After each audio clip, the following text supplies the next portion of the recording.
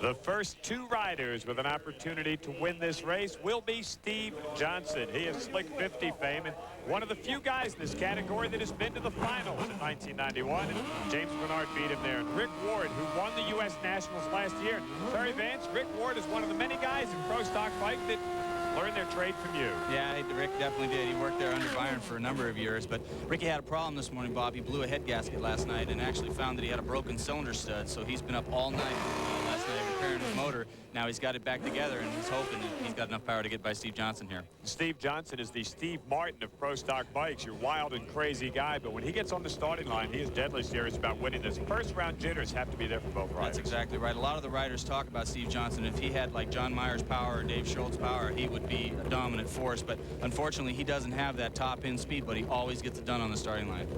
Very evenly matched motorcycles. All the bikes in the dash are Suzuki's, the NCN Communications bike of the 95 U.S. Nationals champion Rick Ward. But this is a case of what have you done for me lately? And press clippings will do you no good right here. It looked like Rick got away from the starting line first. Rick Ward at the top end of the racetrack goes to round number 2. 768, about 174 miles an hour, and the NCN scooter up in the cold country advances into the second round. 174 miles an hour. He was a little bit quicker than Steve off the mark. Steve goes 773 for the statisticians out there and was only 1/100th of a second behind in reaction time on the starting line.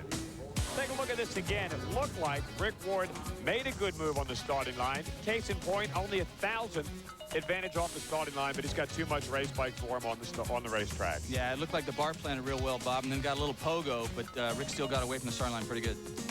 Did a great job. He wins it by 2 bike lengths at the top end of the quarter mile. So our first winner here in the dash is Rick Ward. Steve?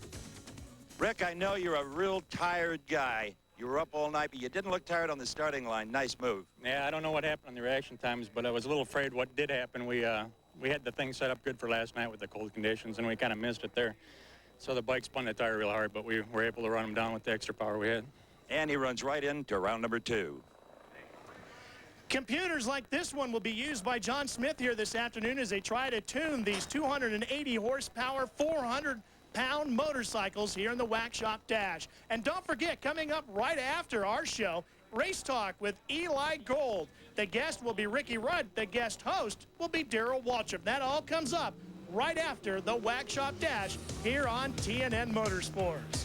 Hey, don't go away. Don't touch the remote. Don't even leave the room. The Wax Shop Dash continues after this. The 6th annual Wax Shop Dash from Indianapolis Raceway Park is brought to you by Pep Boys, 26,000 items at the guaranteed low price. Tires and service too. Everything but gas. And by Peerless Faucet. Get more out of your faucet than just water. Welcome back, everybody. The second pair of the day found John Smith on his plasti-dip bike up against the Lucas Oil machine of the Hammer, Hector Arana. And here's how Bob Fry and Terry Vance called the race.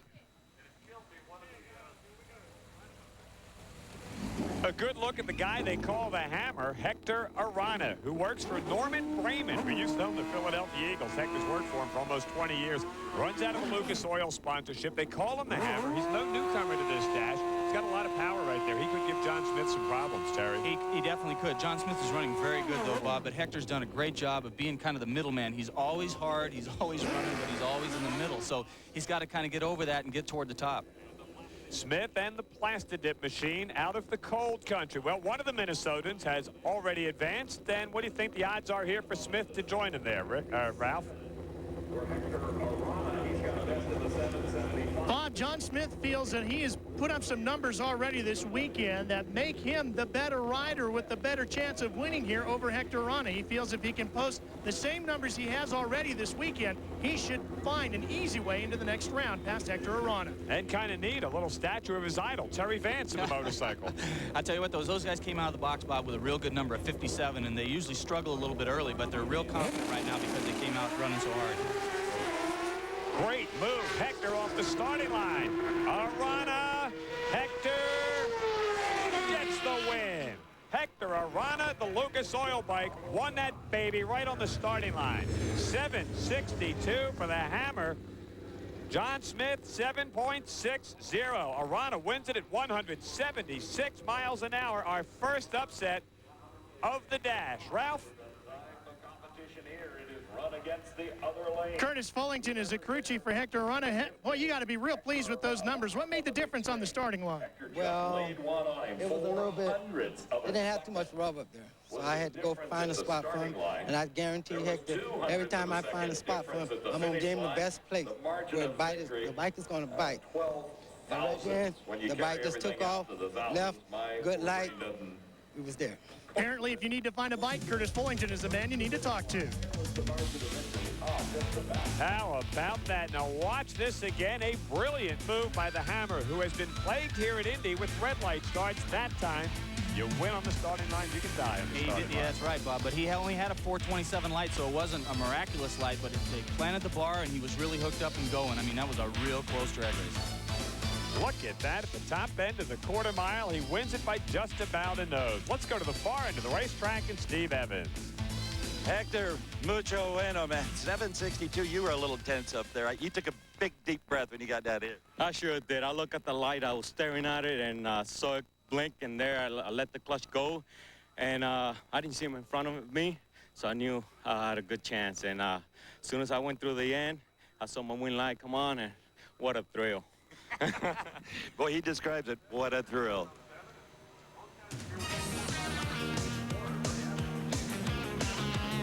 So Hector Arana moves on. Can Matt Hines put away Dave Schultz in round one? Stay with us. We'll find out after this.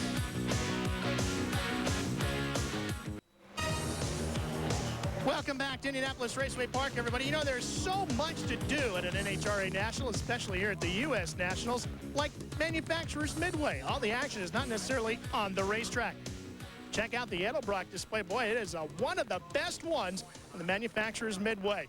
One of the best riders in the Wax Shop Dash has been Matt Hines. What a tear he has been on. Can he put away Dave Schultz? Maybe. Let's introduce you to him first.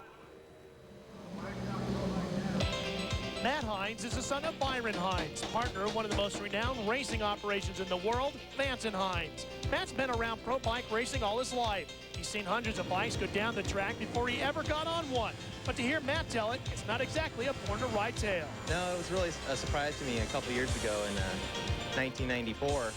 At the end of the season, I found out I was going to the Frank Hawley's drag racing school, and when I found out about that, I figured that was the only way that Vance & Hines was going to be able to get back into the drag racing scene. So I tried to do the best I can from there, and here I am now. Racing is now a full-time job for the NHRA's youngest pro bike member, but despite having one of the top engine builders for a father, that is more than just the rider on this team. My dad builds the engines, and I maintain the bike between races. And we both collaborate on the tuning and on the computer, and we try to make the right calls together, and we don't try to argue about too many things, but sometimes that happens. The bike seems to be working pretty good, and we're just beginners out here. This is a whole new package for us, and we're just taking what we've learned and trying to put it back into the bike, and so far so good. Matt launched his pro stock bike career at the Mac Tools Gator Nationals, making it to the semis. In 8 races so far this season, Matt has failed to make the final 4 just once. He's run in the 7.5s, was runner-up in Columbus, and the momentum of winning the last 2 races at Denver and Brainerd pushed Matt into the dash. No small feat considering he was 4 races behind the other competitors at the beginning of the year. It's been quite a bit of pressure, my rookie season, and it's we've got a really fast bike, and I know it can win at any time. It's just a matter of me getting it there to the winner's circle.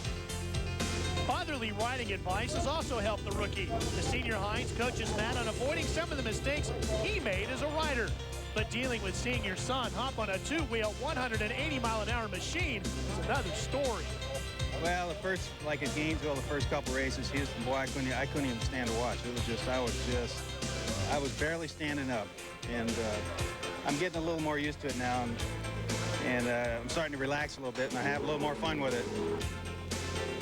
With the numbers of a solid rookie season already in the books, Hines is hoping that a good showing in the dash may solidify his position as a legitimate title contender. I hope I'm here for a while, and maybe next year we can make a run for the championship. Thanks for all the help. Well, you know, this rider and this bike are 2 for 2 in NHRA competition in the last 2 races. Can they do it here at the Wax Shop Dash against Dave Schultz? Well, here's how we called it with Terry Vance and Bob Fry as Matt Hines went up against Dave Schultz in the Wax Shop Dash. This is the world's only first round final round. It's Schultz and it's Hines, and Dave Schultz is not happy that he's running your kid here in the opening round. No, he's not. And Dave is a little upset. He didn't want to run Matt first round of the dash. He thought Matt would get in the number 8 position, but by Paul Gass not showing up at Brainerd, Matt moved up to the 7th position. But I'll tell you, Bobby, this is going to be a great drag race, and I'm very surprised that Schultz is in the right lane.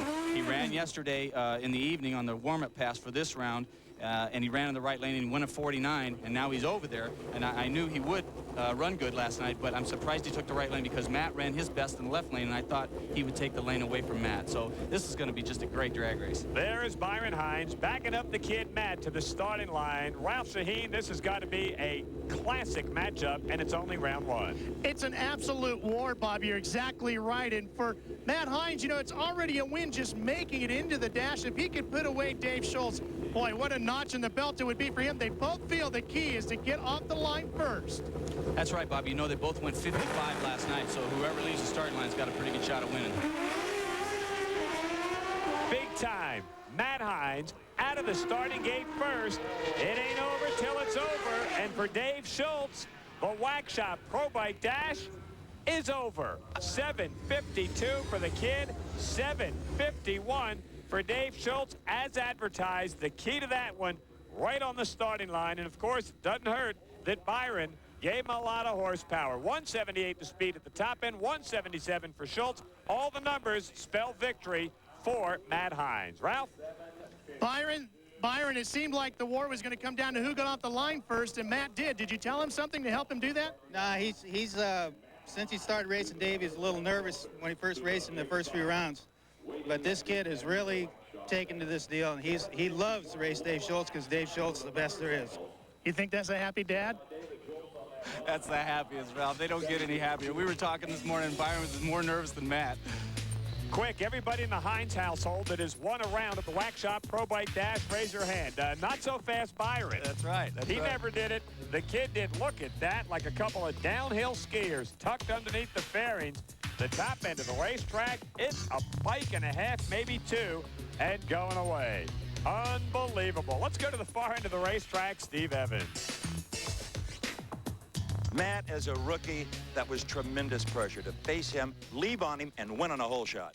Well, I knew what I had to do, and I knew I had to cut a light, and I knew this bike would run with him the rest of the track. So it was a final round, the first round. We'll have to see what happens the rest of the race. You know, all of us that own a motorcycle ship with our right foot. Show the folks at home how you ship this bike. When I leave the line, about 13,000 RPM, I push this button right here 4 times through the gears and go through the lights with the shift light on. I want one of those. Stay with us, everyone. We'll be back with more from Central Indiana and the Wax Shop Dash right after this.